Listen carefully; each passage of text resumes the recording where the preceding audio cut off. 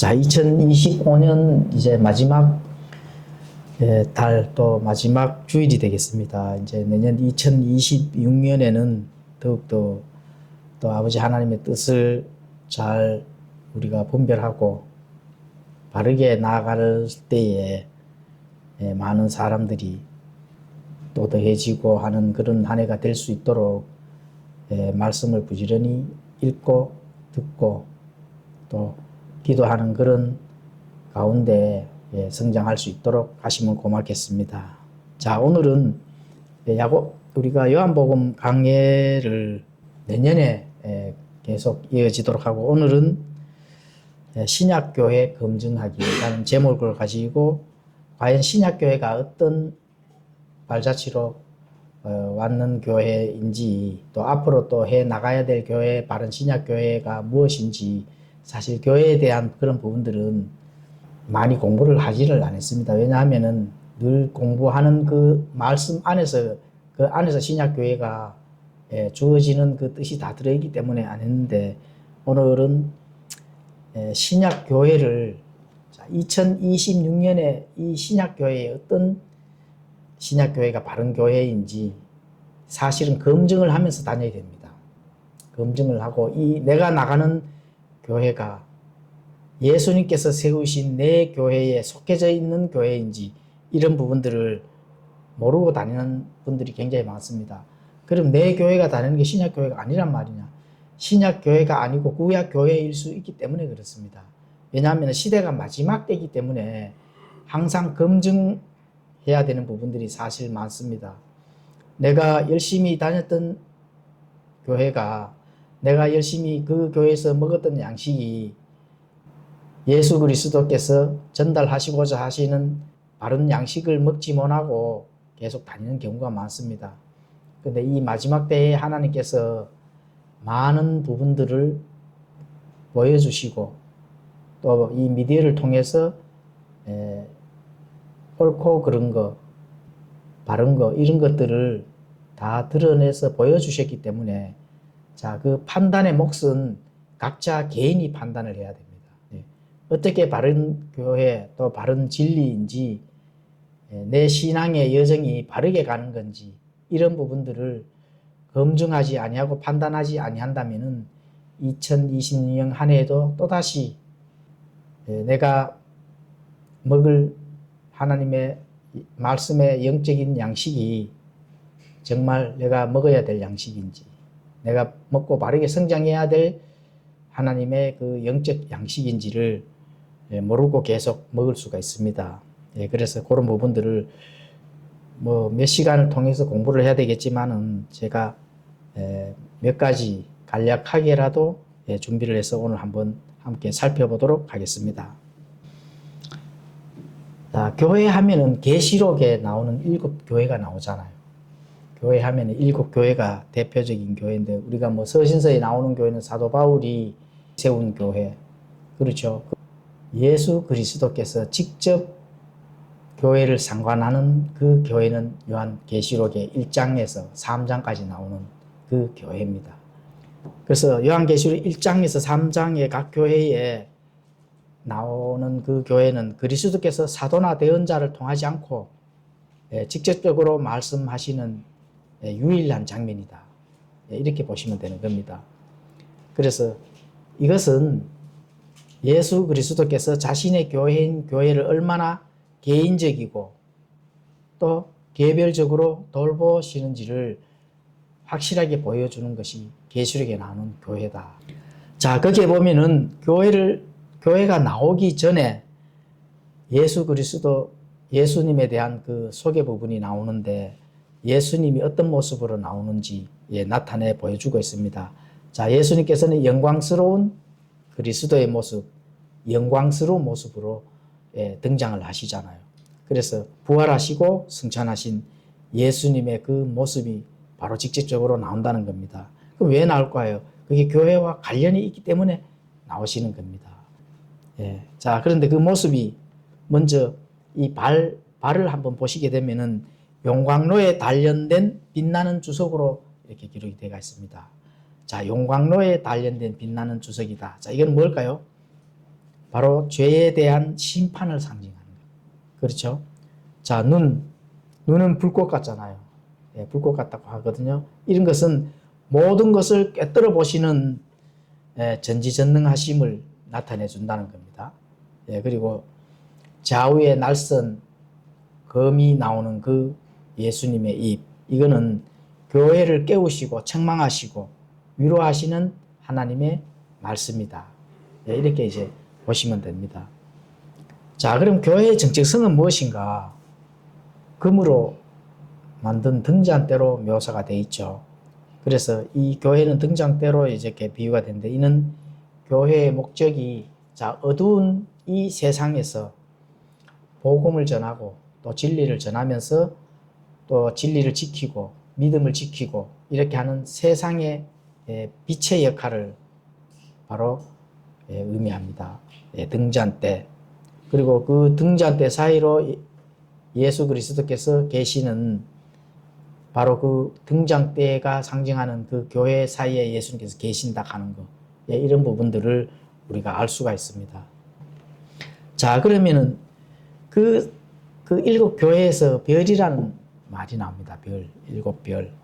이거는 이제 교회에서의 사역을 담당하는 목회자, 리더자 이렇게 보시면 되는데, 자, 그리스도의 오른손에 있는 일곱 별은 교회의 목회자를 뜻하죠. 그 목회자는 교회의 주인이 되는 게 아닙니다. 최고의 목자장이신 그리스도의 청직이다. 이렇게 보시면 됩니다. 다 일곱 교회의 거기서 치리를 하는 그 교회의 목사, 그렇죠? 리더자들, 그거를 말하는데, 그거는 바로 그리스도의 청지기 역할을 하는 것이 바로 그 별의 그 역할, 목회자의 역할이다. 이렇게 이제 보시면 되는 겁니다.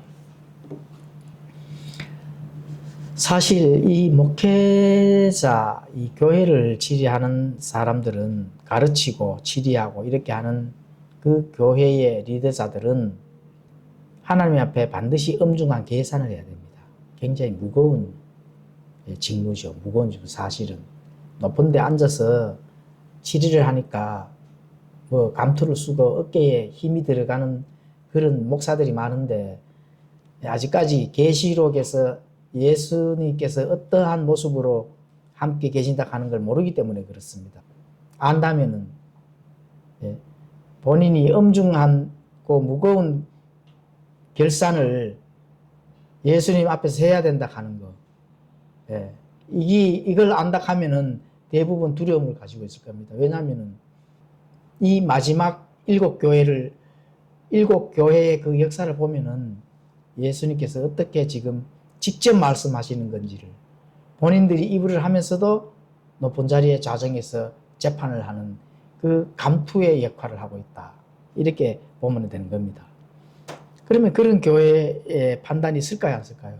사실은 판단을 써야 되는 거죠. 높은 자리의 좌정에서 온갖 혜택을 다 받으면서 치리를 하는, 이미 예수님과 함께 뭔가를 통치하는 시대에 안에서 착각을 하고 한다 하는 거, 그러면 큰일 나죠. 자, 그런 것을 예수님께서 알까요, 모를까요? 압니다. 모든 것을 알기 때문에 불꽃 같은 눈동자로, 그렇죠? 지켜보고 계신다 하는 거. 그래서 일곱 교회에 예수님께서 직접 말씀하셨잖아요. 그리스도는, 예수님께서는 각 교회에 내가 내 행위를 내가 다 안다, 이렇게 말씀하시거든요. 일곱 교회마다 다 안다 하잖아요. 그렇죠? 그래서 직접 말씀하시는 겁니다. 사도 바울이 와서 개입해서 거기서 중간에서 지금 언급하는 게 아닙니다. 예수님께서 교회에 직접 말씀하신다. 계시록에, 그것도 마지막 대언의 책이 적혀 있는 그 책 안에서의 그 교회에서 예수님께서 직접 이제 곧 내가 다 알기 때문에 어떻게 된다고요?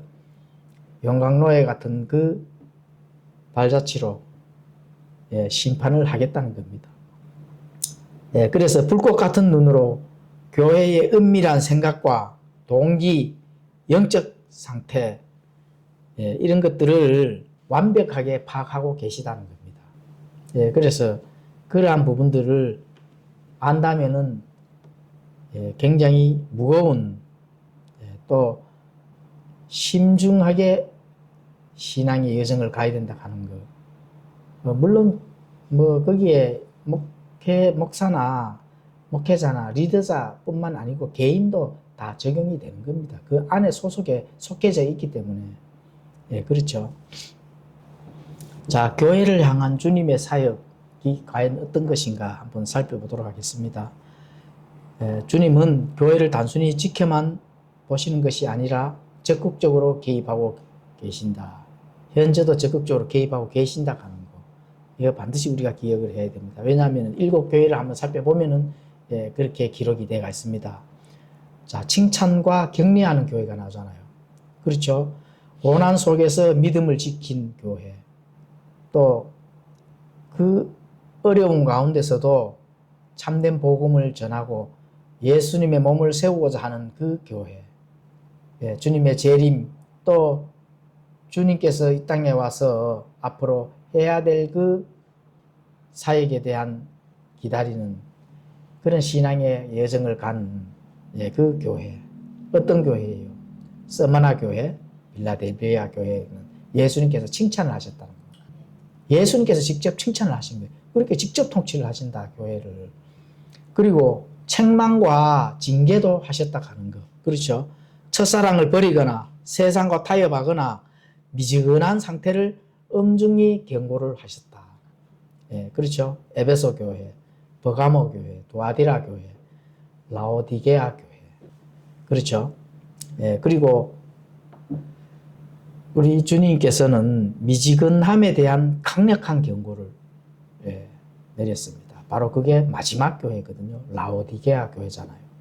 라오디게아 교회가 역사적으로 우리가 그것을 대입을 하게 되면은 라오디게아 교회의 그 모습이 지금 현재 모습입니다. 예수님께서 곧 재림을 하시는 직전의 교회의 모습. 그렇죠. 그 모습. 그 라오디게아 교회는 차지도 뜨겁지도 않은 상태로 이 신앙의 여정을 착각하면서 가고 있는 교회가 바로 라오디게아 교회입니다. 자, 거기서 예수님께서 직접 말씀하셨죠. 라오디게아 교회는 어떻게 대해준다 하셨죠.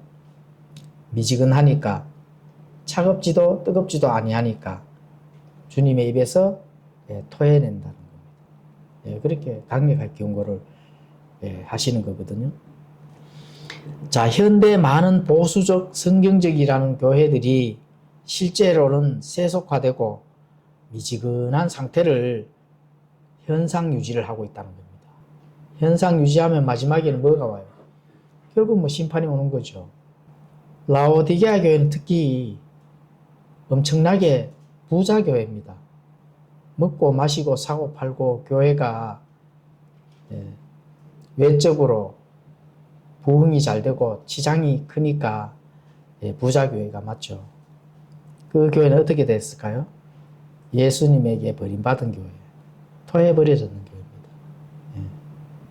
회개하지 아니하면은 그 결론은 어떻게 돼요? 버림받는 거죠. 그래서 이 계시록의 이 7교회, 예수님께서 직접 통치하시고 경고하시고 칭찬하시고 계시다 하는 거. 그럼 교회에 직접 예수님이 직접 개입하신다 하는 것을 우리가 알 수가 있는 겁니다. 자, 참된 신약 교회의 조건이 무엇인지 지금부터 조금 살펴보도록 하겠습니다. 자, 교회는 단순히 교리적으로 옳다고 해서 참된 교회가 아니다. 그게 참된 교회만 아니라는 겁니다. 교리적으로 옳다. 이 교리가 맞아. 이 교리가 맞아.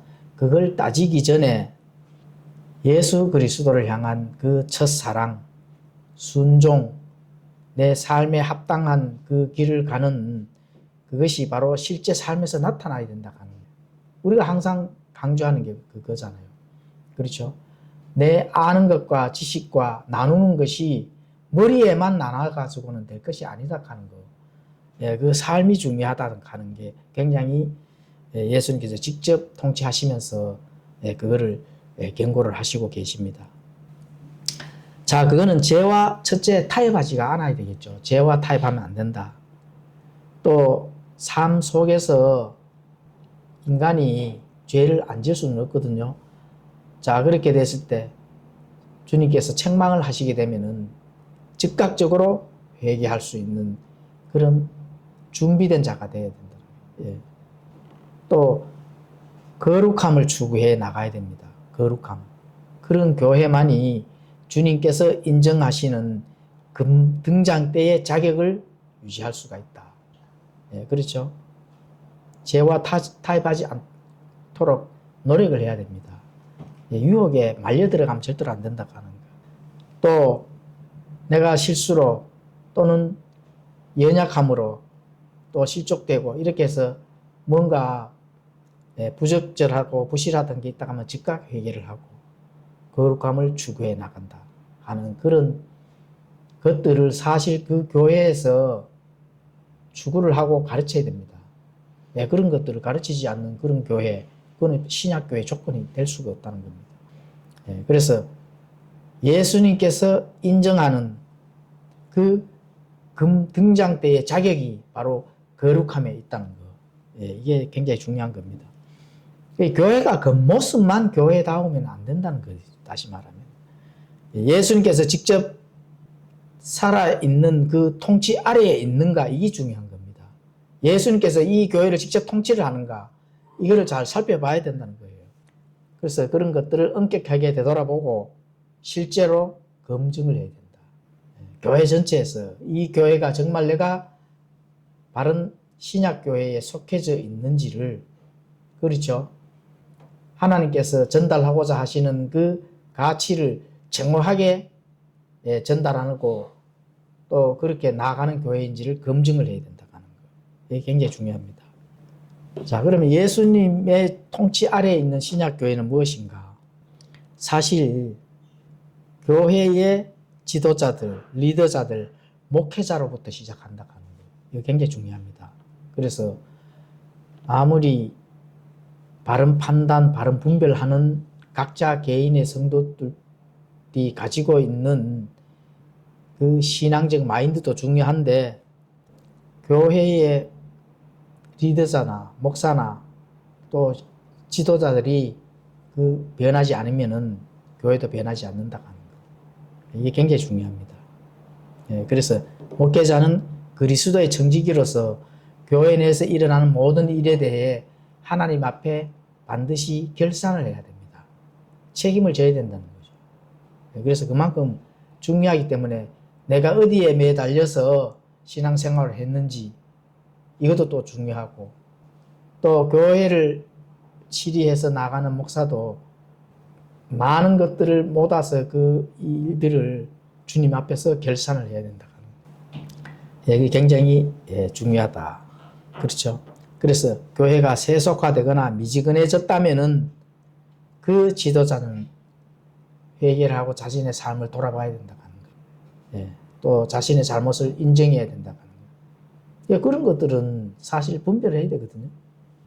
나라가 망하든 교회 안에서 좌파가 들어있든 비진리가 있는지도 모르고 미지근하게 사람 숫자만 늘리고 재정만 늘어나서 본인이 거기에서 나오는 많은 혜택들을 누리는 것을 유지하려고 한다 하는 그런 목사들은 하나님 앞에 가서 반드시 결산하고 거기에 대한 책임을 져야 된다.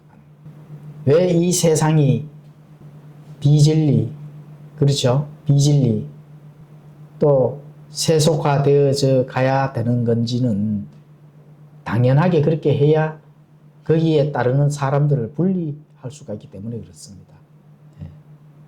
근본주의는 타협하지 아니하는 분리주의입니다. 타협하지 아니하는, 죄와 타협하지 아니하고 세상과 타협하지 아니하는 분리주의의 원칙을 가진 자들이 근본주의자들이거든요. 그냥 근본주의 뭐 근본이 뭐 뿌리야 이렇게 생각하시면 안 되거든요. 죄와 세상과 세속과 타협하지 아는 분리주의의 원칙을 가진 자들이 근본주의자들이거든요. 그래서 교황이 가잖아요. 저런 근본주의자들이 문제다. 이 세상을 자기의 뜻대로 가져가기로는 그런 자들이 있으니까 마음대로 뜻대로 되지가 않아야 하거든요. 예, 그런 부분들을 바로 미지근한 교회가 되는 그런 자들은 반드시 회개를 해야 된다.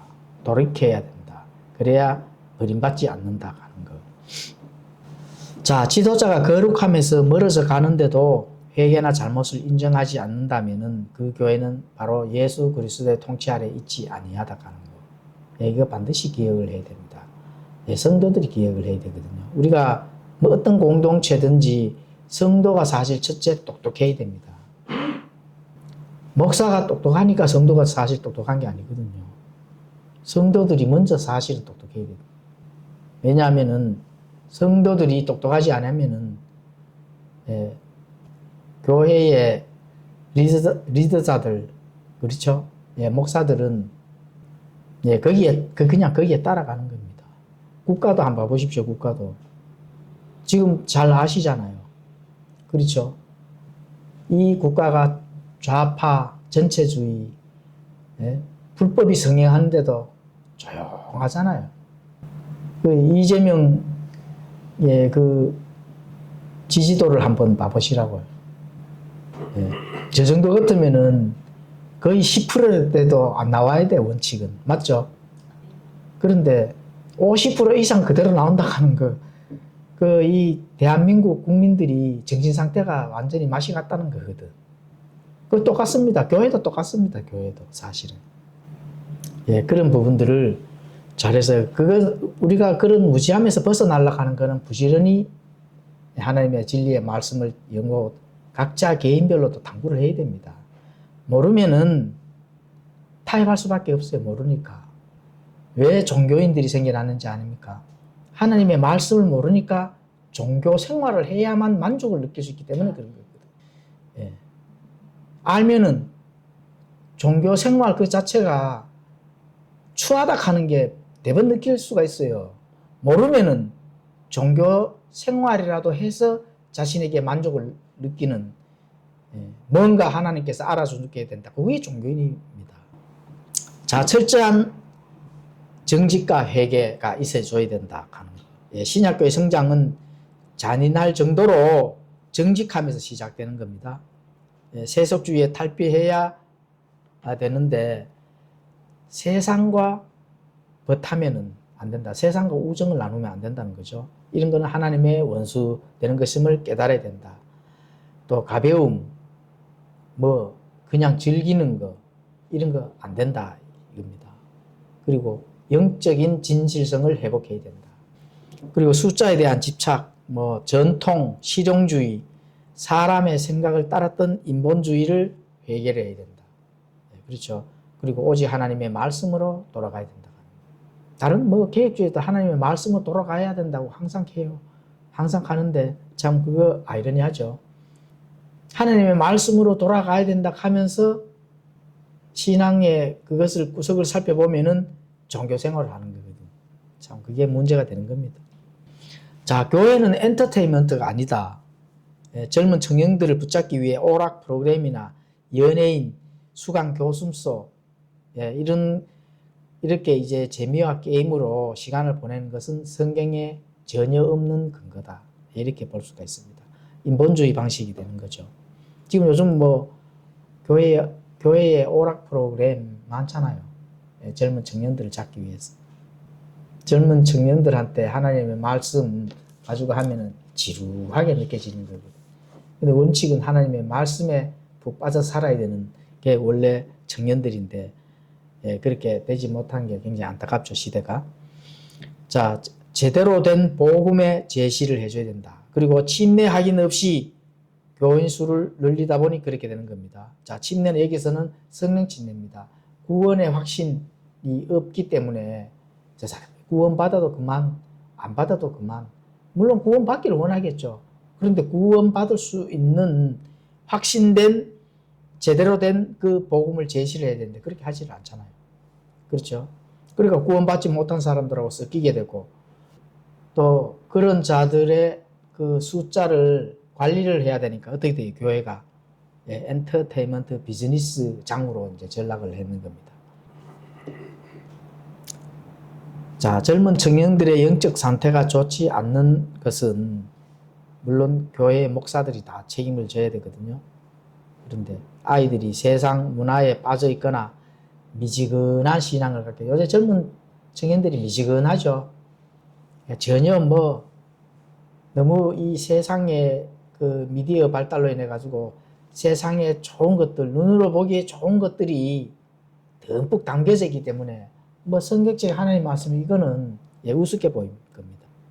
그래서 그런 애들이 이제 요즘 애들은 다 그래 이렇게 할 것이 아니라 강력하게 제자 훈련을 해야 된다. 그런 게 이제 필요한 겁니다.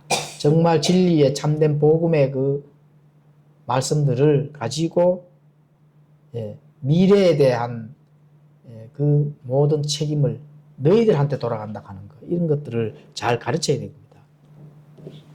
자, 교회가 왜 이렇게 미지근하게 됐을까요? 사람에 대한 두려움이 있기 때문에 그렇습니다. 하나님에 대한 두려움, 하나님에 대한 신뢰가 사람에 대한 두려움보다 둘째로 제쳐져 버리기 때문에 그렇습니다. 또 많은 목회자가 성경적 원칙을 지키지 못하는 이유가 뭘까요? 바로 사람을 두려워하기 때문에 그렇습니다. 사람을 잃을까 봐. 그렇죠.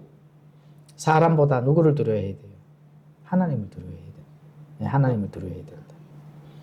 하나님의 일을 하나님의 방법으로 기필코 하게 되면은 하나님의 공급하심이 부족하지 않다는 확신과 믿음, 이게 출발이 굉장히 중요합니다. 이런 건 어디서 나올까요? 하나님의 말씀의 그 신뢰에서 나오는 거거든요. 그러니까 성경을 믿지 않으니까 어떻게 돼요? 사람 숫자 노름으로 나가는 거죠. 그렇죠. 자, 예수님이 통치하는 신약교회의 목회자에 대한 그 특징에 대해서 한번 살펴보도록 하겠습니다.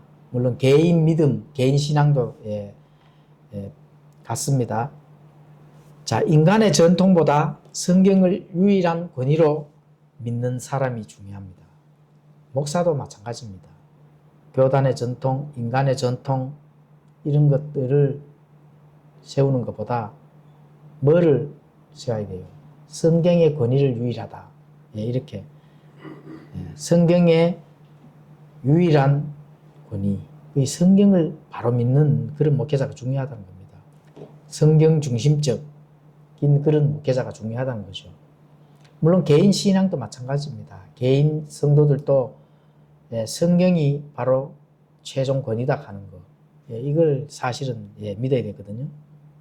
또 물론 이제 신약교회 목회자들은 또 가정을 영적으로 또 잘 이끌어야 되고, 교회에서 어떤 역할을 하는 사람들 다 똑같습니다. 영적으로 잘 이끄는 게 굉장히 중요합니다. 그래야 본이 되는 거거든요.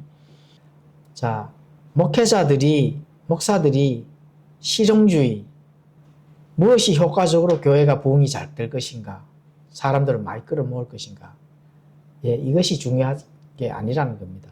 뭘까요? 무엇이 성경적인 진리인가, 이런 것을 찾아야 됩니다. 그런 것을 기준으로 결정을 해야 된다. 그 목사들이 결정하는 기준이 교회를 부흥을 많이 시켜서 그 많은 교회들이 모이는 장소에서 우리 교회의 성도의 수는 몇인데 이렇게 한답니다. 사실 실제적으로. 근데 그게 중요한 걸까요? 성경적 진리가 중요할까요?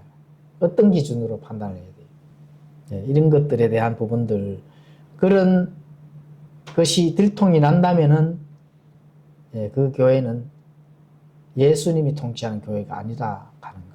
그럼 누가 통치해요? 목사가 직접 통치를 하는 거죠. 목사가 교회를 치리해서 나가니까 목사가 통치하는 거 아닙니다. 착각하면 큰일 납니다. 교회는 예수 그리스도가 직접 통치하신다 하는 거. 꼭 기억을 하셔야 됩니다. 자, 가정의 영적 상태도 거기에 대한 다른 책임도 분명히 있습니다. 안 되니까 나만 열심히 다니고 천국 가면 되지, 이것도 사실은 아닙니다. 성도들의 가정이 영적으로 만약에 무너져 있다, 그것은 부모도 책임이 있다 하는 거. 그리고 교회의 목회자들도 책임이 있다. 거기에 책임은 사실 피해 나갈 수가 없습니다. 뭐 가정 문제는 집안 일이다 이렇게 하는데 성도들의 가정이 영적으로 건강하지 못한 원인 중 하나가 교회에서 제대로 가르침을 가르쳐주는 교회가 제대로 가르치지 않고, 그렇죠? 또 그렇게 해야 되도록 인도함이 없었기 때문에 그렇다 하는 거. 예, 그 반드시 그 필요합니다. 물론 다 교회에서 그렇게 잘 이렇게 전도되고 가정이 잘 나가도록 가르칩니다. 그런데 어떻게 가르쳐야 돼요? 세속화된 것을 가르치니까 세상이나 교회나 구별된 게 전혀 없어요. 거룩함이 없다는 거예요. 거룩하다 하는 거는 구별됐다는 거거든. 세상은 저게 참 비참하게 보이는데 교회에 오니까 경건하고 건전하고, 예? 세속화된 것이 보이지 않는다 하는 구별된 게 교회에서 나타나야 되는데 세상이나 교회에서나 자식들이 어디 뭐 좋은 데 가서 막 뛰어놀고 이래 가다 교회에 오면은 영적 참된 진리 하나님의 말씀을 듣고 깨닫고 이렇게 해야 되는데 세상에서 떠들고 놀았는데 교회에 와서도 디스코장으로 노네. 이렇게 되면은 세상이나 교회나 뭐 다를 바가 뭐 있습니까? 그렇죠? 이렇게 되는 거죠. 그렇게 되면은 그 교회의 통치는 예수 그리스도가 통치하는 교회가 아니다. 교회는 직접적으로 예수님이 통치한다 하는 거. 그렇죠. 그거 반드시 기억을 하셔야 됩니다. 자, 2026년에는 더욱 어려운 전투가 됩니다. 사실은. 왜냐하면 더욱더 마지막 때가 한 해가 더 가까워졌기 때문에 그렇습니다. 세상의 많은 요소들을 살펴보시면은 구원받지 못한 자들이 너무 많잖아요. 교회 다닌다고 다 구원받는 게 아니거든요. 교회 다닌다고 실제로 구원을 받았다 하면은 미지근한 교회가 나올 수가 없습니다. 그렇죠? 진짜 하나님의 진리를 알고 깨닫고 거기에서 잘 성장을 했다 하면은 좌파가 나올 수가 없습니다. 성경이 직접 그렇게 가르치는데요. 그러면 좌파도 나오고 미지근하다. 그러면 그건 무슨 증거예요? 구원받지 못했다는 증거입니다. 구원을 받았다 하는 것은 성령님이 그 사람을 일깨우고 또 깨닫게 하고 또 책망도 하고 분명히 그렇게 하시는 게 성령님이시거든. 그리고 전혀 변화가 없다. 무슨 구원을 받았어요? 오히려 세속화되어 간다. 그 당연하게 구원을 못 받은 거죠. 세속화되어 간다 하는 거. 또 옳은 것을 밀어내고 왼편에 있는 가치들을 이런 거를 오히려 잡고 있다. 그런 게 뭐 구원을 받았어요. 자, 그래서 그렇게 된다면은 그 미지근한 상태, 이거는 반드시 마귀의 작전에 휘말려서 방해가 따라온다 하는 거. 그거 꼭 기억을 하셔야 됩니다. 사람보다 하나님을 더 두려워하는 영적 전투를 사실 감당할 수 있어야 됩니다. 그런 감당해 나가는 거가 굉장히 중요합니다. 자, 그리고 인내가 당연히 또 필요합니다. 속도보다 방향이 중요합니다. 내 속도가 얼마만큼 빠르게 교회가 잘 나가고 재미있게 나가고 즐겁게 나가고 세속화되든 말든 성도 수가 불어나고 떠들고, 그렇죠? 품위와 질서는 없고 진리도 없고 이렇게 속도로 나가는 것이 아니라 참된 방향이 뭔지를 천천히 나가도 그렇게 나가야 된다. 그래서 신약 교회의 방향은 하루아침에 이루어지는 게 사실 아닙니다. 안디옥에서 출발한 하나님의 말씀을 붙들고 지금까지 온 많은 교회들이 이 지구상에서 얼마만큼 크게 돼서 홍보가 돼서 잘 나왔다 하는 교회 있어요? 없잖아요. 그렇죠. 그게 하루아침에 이루어지는 게 아니거든요. 수년, 수십 년이 걸리는 장기적인 계획이 필요하겠죠. 물론 예수님께서 재림하시면은 모든 것이 판결이 나기 때문에 뭐 거기서 더 고민할 게 없지만은 꾸준함과 인내가 필요하다 하는 거, 그게 이제 필요합니다.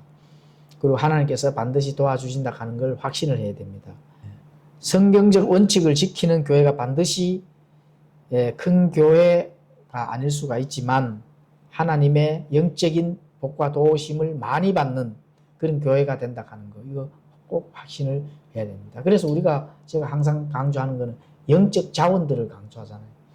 하나님께서 우리에게 주신 그 많은 영적 자원들은 그저 생기는 게 아니거든요. 성경적 원칙을 지키게 되면은 하나님께서 부어주시는 거, 바로 영적 자원, 풍성한 영적 복을 교회에다 부어주신다 하는 거, 이거 확신을 하셔야 된다. 자, 요한계시록에서 7교회 주신 주님의 책망은 단순히 야단치기 위한 것이 아닙니다. 회개하면은 도와주시겠다는 겁니다. 회개하면 아무리 어떠한 죄들이 가지고 나아갔더라도 그 죄를 깨닫고 돌이키면은 그때부터는 주님께서 도와주신다 하는 그 약속을 해주시는 거거든요. 그래서 하나님은 자신이 원하는 신약교회의 모습으로 회복시키려는 열망을 가진 자들, 그런 자들은 반드시 도와주신다. 예수님께서 직접 통치하시고 그 등잔대 사이로 직접 예수님이 계시는데 바른 신약교회의 모습으로 회복시키려고 하는 그 열망을 가진 자들을 예수님께서 안 도와주시겠어요? 도와주신다 하는 거 꼭 확신을 하셔야 된다 하는 거.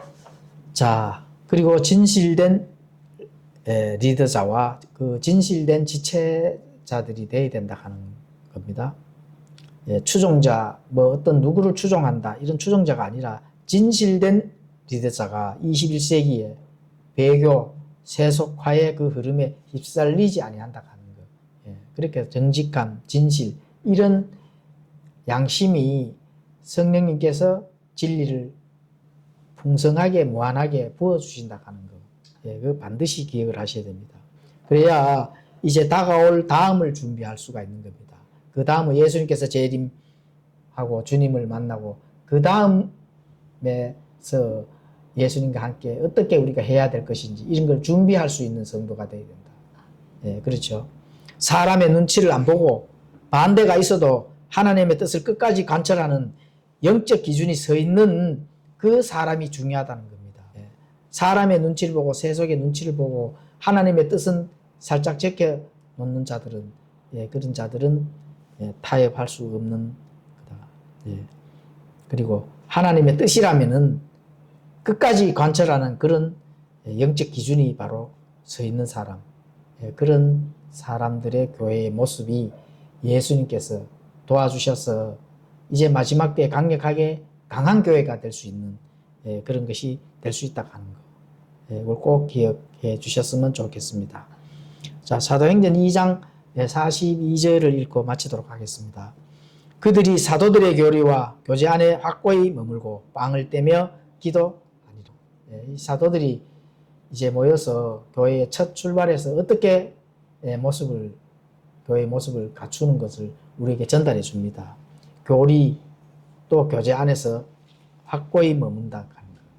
이게 미지근한 게 아니죠. 확고히 거기에 딱 터가 굳어서 서 있다는 겁니다. 그리고 같이 빵을 떼며 기도도 하는 그 아름다운 교회의 모습이 바로 2026년도에는 그런 강한 교회의 모습으로 다시 태어나기를 소망합니다. 기도하고 마치겠습니다.